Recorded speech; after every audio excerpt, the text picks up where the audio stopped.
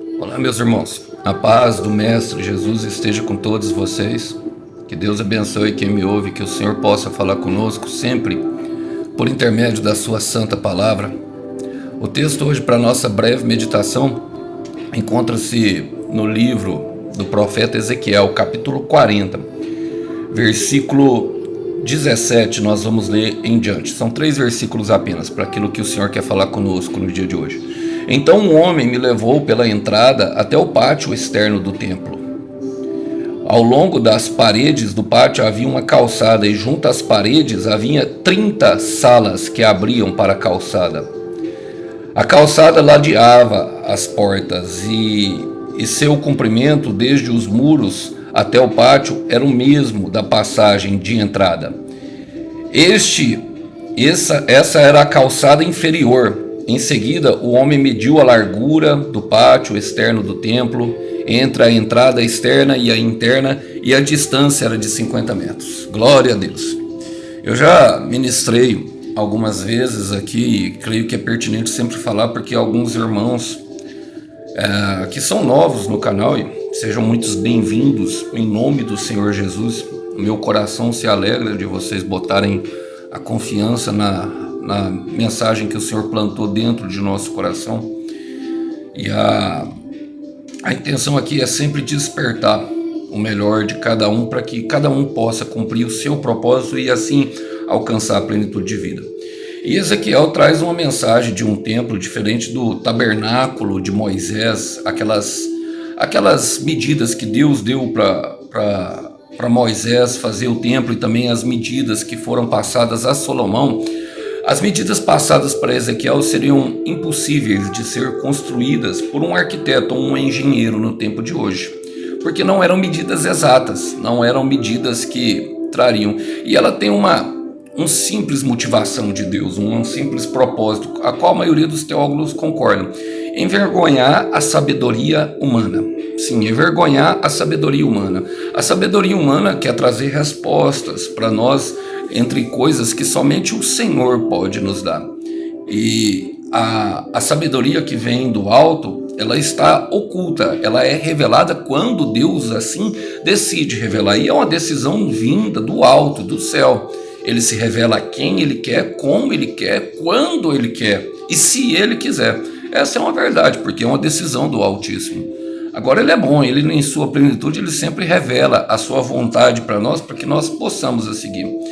Então eu quero fazer algumas aplicações pertinentes a esse texto e trazer para aquilo que o Senhor trouxe para o meu coração no dia de hoje. Começa falando que o homem me levou pela entrada até o pátio externo do templo. Esse homem era um anjo que foi levado a Ezequiel. Perceba que Ezequiel, talvez a palavra não fale que ele quis ir, mas foi um homem que levou. Ou seja, Deus nos leva a lugares para nós conhecermos e entendermos a sua vontade. E muitas vezes esses lugares nós não queremos ir. Muitas vezes podem parecer lugares difíceis, maçantes, cotidiano, disciplinas, e lugares a qual nós temos uma dificuldade tremenda de compreender pelo que estamos passando. Muitas vezes entendemos que não merecemos, outras vezes nos culpamos demais e entendemos que estamos recebendo um castigo de Deus. Mas não, é apenas para que você conheça a vontade divina. Esse era o pátio, é a entrada do pátio externo. A entrada do pátio externo, ela dava a entrada ao pátio interno. O pátio interno era a parte mais importante do templo. Eu quero repetir isso, o pátio interno era a parte mais importante. Embora no mundo de hoje, e esse templo de Ezequiel, ele se refere justamente à minha casa, né, que é o meu corpo, isso que vocês estão vendo aqui. A parte externa é essa que vocês vê, mas a parte interna é aquela que somente Deus conhece. Os meus pensamentos, as minhas dores, os meus sonhos, os meus projetos, o meu coração, a minha mente, a minha alma, tudo que está lá dentro, logicamente pode ser colocado como os órgãos internos, mas não é. O sentido é espiritual desse templo, é a sabedoria de Deus, e se a sabedoria de Deus é uma sabedoria espiritual. E essa porta era justamente uma porta que dava para a entrada. A palavra continua falando que ao longo das paredes do templo havia uma calçada e junto às paredes havia 30 salas que abriam para as calçadas. Eu vou falar dessas 30 salas depois. O número 30 ele tem um significado especial na Bíblia. Mas essas salas, elas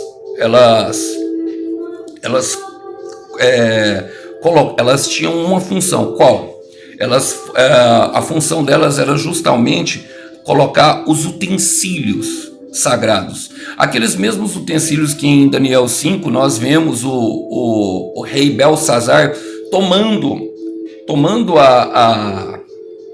vinho, se alegrando ali com o seu povo nos utensílios que foram roubados pela Babilônia dos israelitas. Eram utensílios do templo, são utensílios sagrados, utensílios usados pelos sacerdotes. E todos eles têm uma tipologia, um simbolismo. Tanto que aparece um dedo de fogo e escreve na estrutura do palácio: Mene, Mene, Tekel, medido fostes, e foste encontrado em reprovação, foste encontrado em falta.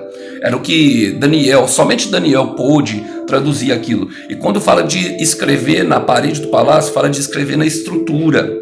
E Deus pesa, Deus muitas vezes ele vem para nos medir, para ver exatamente se temos sido achado em falta.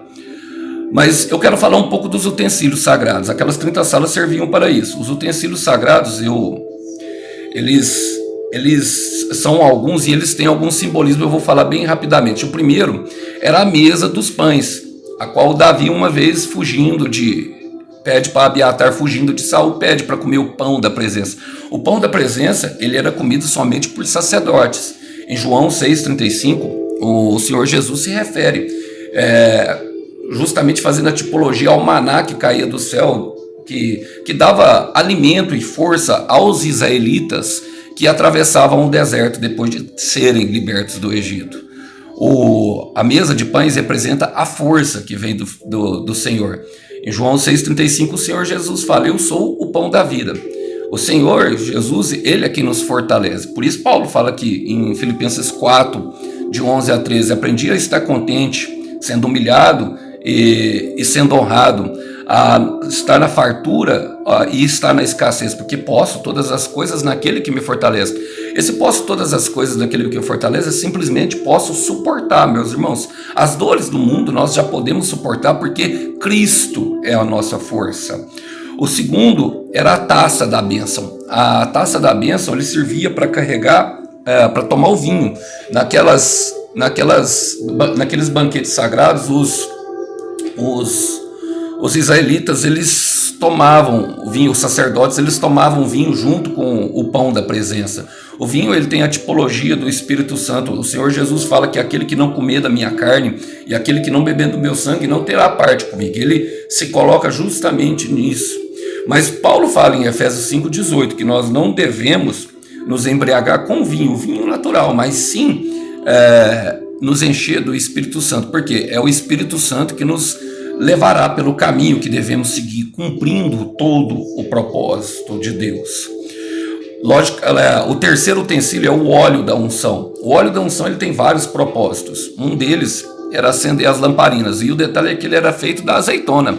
E para se extrair o óleo da unção, a azeitona era prensada num lagar, num prensador. Era levado para sair aquele óleo, aquele azeite. Muitas vezes nós somos assim, nós somos prensados para poder encher as nossas lamparinas, para que nós possamos ver com o olhar da fé. E o óleo da unção, ele tem esse propósito. Aqui eu quero trazer esse propósito, entre outros, como por exemplo também, outro que eu quero trazer que está em Salmos 23, versículo 5, unge as minha cabeça com óleo, que era justamente para trazer paz às ovelhas, para que os inimigos, os pequenos inimigos, que eram pequenos mosquitos que entravam pelo ouvido e causavam grande perturbação nas ovelhas, fazendo elas se perderem no caminho, fossem protegidas por aquele óleo, o óleo da unção. O quarto é a menorá. E o óleo da unção era justamente usado muito na menorá, porque a menorá era um candelabro de 7 pontas.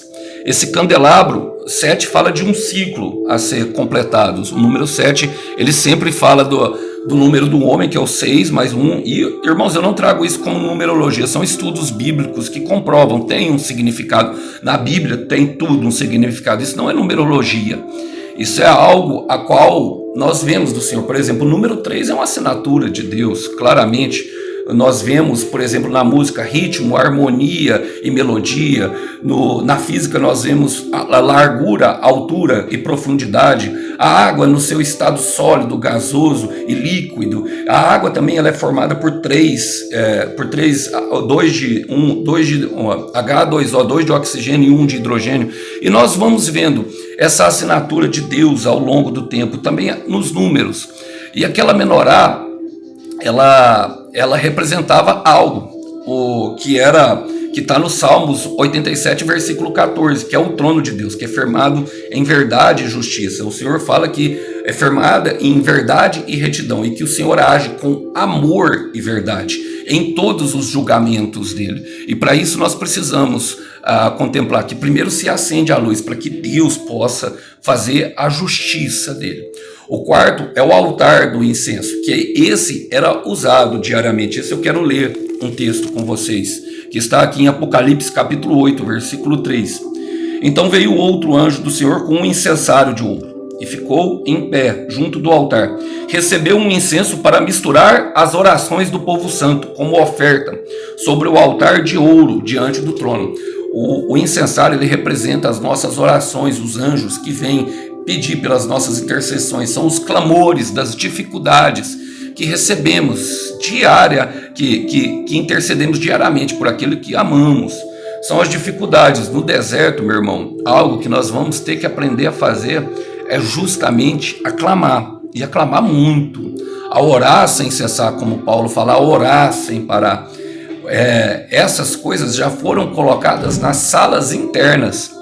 E é por isso que às vezes alguma coisa não vai bem, porque se tiver faltando alguma coisa nessas salas internas, vocês percebem que pode estar faltando alguma coisa dentro, no nosso interior. O quarto é o lavatório do tabernáculo da fé. Esse lavatório servia para lavar o pé e as mãos antes de fazer qualquer serviço. O sacerdote tinha que fazer. Em João capítulo 13, versículos 7, eu quero falar primeiro o versículo 7, a qual o Senhor fala assim, o que eu faço agora, vocês não entenderão agora, mas entenderão depois. E é só depois que nós compreendemos a necessidade disso tudo mesmo em nossa vida. Mas é impressionante porque ele fala no versículo 15, que assim como ele deu o exemplo de nós, aquele momento é o momento do lava-pés, a qual ele lava os pés de todos os discípulos, e ele fala para os discípulos que os discípulos já tinham sido limpados pela água da palavra, fala de santidade, de separação, e nesse momento ele fala que nós devemos fazer o mesmo pelos outros, porque na caminhada, em vários momentos, irmãos, nós vamos passar por dificuldades e vamos cair, vamos nos sujar, e sujar fala do pecado, logicamente, mas nós mesmos devemos ajudar uns aos outros para que o fardo não seja grande, levar uma boa nova, uma notícia de um fardo leve para a pessoa, sabe? Ajudar elas a levarem os fardos uma das outras. É isso que o Senhor está trazendo com o lavatório. E por último, meus irmãos, o mais importante, que é a Arca da Aliança. Essa representa a presença de Deus. Dentro da Arca da Aliança tinha as tábuas da lei, o maná, uma representação do maná, e a Torá escrita por Moisés. A tábua, a primeira e a segunda tábua. Tudo aquilo que Deus fez. A Arca da Aliança representa a presença de Deus em nós. E a presença de Deus em nós só pode ser utilizada por meio disso. A presença de Deus em nós só pode ser alcançada por o incensário, sabe? Usado diariamente. O tabernáculo, nós nos limparmos também diariamente. Por completar o círculo que representa a menorá, por ser ungido por esse óleo de paz e o coração, e isso representa, sabe, nos alimentarmos do pão vivo que desceu do céu, e também do vinho que representa o Espírito Santo. A presença de Deus, a Arca de Deus era o mais importante. Obed-edom, a Arca de Deus, ficou só 3 meses. Só 3 meses a palavra fala no segundo livro de Samuel, que ficou, eu acho que é 2 Samuel, que ele ficou só 3 meses, ele foi muito próspero durante esses 3 meses. E Obed-edom, ele nem era da parte da parte dos israelitas, mas agora ele nem era sacerdote. Agora, a mesma arca, em outro tempo, os amalequitas roubaram e elas foi para o templo de Dagon. No templo de Dagon, Deus destruiu aquele santuário, fazendo a cabeça, as mãos e o povo de Dagon, a ponto daquele povo dispensar a arcas em cima de boi. Então a arca, talvez no lugar errado, ela pode causar, sabe, de uma forma errada, ela pode causar um desconforto, mas quando ela é colocada de forma certa dentro do nosso coração, ela traz paz e prosperidade, a salvação, o soteria, tudo aquilo que nós precisamos para viver. E a palavra fala de 30 salas, irmãos, e que tinham as portas para essa 30 sala. As portas falam dos olhos. Em Jó capítulo 31, versículo 1, fala que fiz uma aliança com os meus olhos. Como, pois, fixaria eu numa donzela? Eu gosto dessa expressão de Jó, porque ela retrata bem por onde entra toda a nossa maldade, porque Jó sabia que deveria guardar os olhos e que isso deveria ser uma disposição dele. Naquele tempo, logicamente, não haveria o acesso a muitas informações, a muita coisa que nós temos hoje, por exemplo, como a internet, e hoje é muito fácil acessar um site pornográfico, acessar um site como o OnlyFans, por exemplo, que nós podemos expor o nosso corpo a fim a troca de prazer, a simplesmente vendo e pecando contra o nosso Deus. Mas ele mesmo se colocou em prontidão para não olhar para uma donzela, porque a verdade é que uma donzela que não fosse a mulher dela, ela podia carregar muitos espinhos. E nós sabemos que os nossos espinhos podem nos machucar, então é necessário guardar os olhos. É necessário porque dos olhos provém todo desejo. O salmista em Salmo 73, versículo 7, ele fala: os olhos saltam-lhe de gordura e do coração brota-lhe fantasias. Em 1 de João 2, 15 e 16, João afirma claramente, ele fala: não amei o mundo, nem as coisas que há no mundo. Se alguém amar o mundo, o amor do Pai não está nele. Porque tudo que há no mundo, a concupiscência da carne e a concupiscência dos olhos e a soberba da vida, não procede do Pai, mas procede do mundo. E hoje nós vivemos em um mundo de fantasia, onde o entretenimento, onde tudo que nos oferece aos nossos olhos traz bastante prazer, traz bastante desejo. A questão é que nós, quando isso acontece, nós abrimos a porta para Satanás e não para a arca da aliança. Não há como os dois coabitarem juntos, é o que a palavra está falando. Não adianta eu simplesmente ir para o culto no final de semana e me alimentar na mesa de demônios a semana inteira.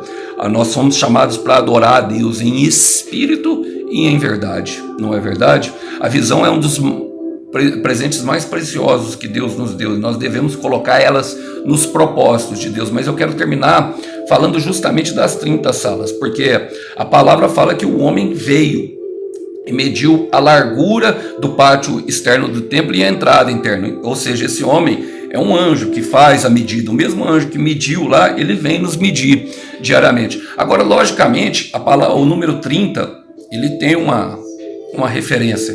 Esse número 30, alguns teólogos acreditam que foi a idade. A maioria dos teólogos, na verdade, acreditam. Há uma divergência porque a palavra não fala.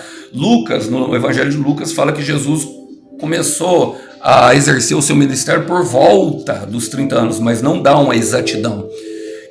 Mas a maioria acredita que seja aos 30 anos, por um simples motivo. Esse número 30 ele tem uma simbologia e um simbolismo. Logicamente, todos aqueles utensílios não poderiam ser colocados dentro não precisariam, e até mesmo dentro das salas, sobraria algum espaço ainda para colocar outras coisas, mas eu não creio que seja pertinente a isso. São 7 utensílios e sobraria 23 salas. E esse número, além de tudo, ele remete justamente à salvação que vem do Deus. Fora da Bíblia, nós sabemos que a terra ela é composta de 30% de terra e 70% de água. Mas José, a ideia maior que vem para mim é quando José se apresenta para ser rei, ser governador do Egito. Ele tinha exatamente 30 anos, a palavra fala. E depois dele perdoar os irmãos dele, depois dele passar por todo o processo de prisão, passar por todo o processo de negar a mulher de Potifar, de trabalhar, de cair no poço, de tudo que foi duríssimo para ele ao longo dos anos, irmão, depois de 30 anos, com os 30 anos ele se tornou o governador do Egito. E quando os irmãos dele reconheceram que era ele Egito, eu não lembro o versículo, mas ele fala assim para os irmãos dele: não se preocupem com o que vocês fizeram a mim, porque o mal que vocês fizeram a mim, Deus o transformou em bem, para que pudesse ser preservada a vida. Essa é a palavra de José, preservação da vida. Então o número 30, ele significa preservação da vida, no meu entender. Jesus era a própria vida, ele era a própria preservação da vida, a própria plenitude da vida. E eu quero terminar, meus irmãos, porque talvez você esteja passando por um período de morte em qual você só sente destruição no teu coração. Se você colocar os utensílios para dentro de você em prática, tudo aquilo que a palavra tem trazido para nós, a tua vida será preservada. Porque em Salmos 30, no versículo 7, que é o versículo da perfeição, fala que o choro pode durar uma noite, mas que a alegria, ela vem pela manhã. Então o choro pode ter durado, meu irmão, durante dias, meses e anos. A partir do momento que você começa a plantar aquelas sementes dentro do teu coração, é inevitável que a alegria chegue. O Senhor Jesus fala em João capítulo 16 que a nossa tristeza se transformará em alegria após o entendimento tomar conta do nosso coração. Então eu quero te dizer mais uma vez, meu irmão, continue firme e obstante naquilo que o Senhor colocou dentro do teu coração, não se importando com os outros. Apenas faça o que deve ter sido feito. E no momento certo, a tristeza se transformará em alegria. Que os irmãos possam ficar com essa breve mensagem. A paz do Mestre esteja com vocês. Até uma próxima mensagem. Tchau, tchau.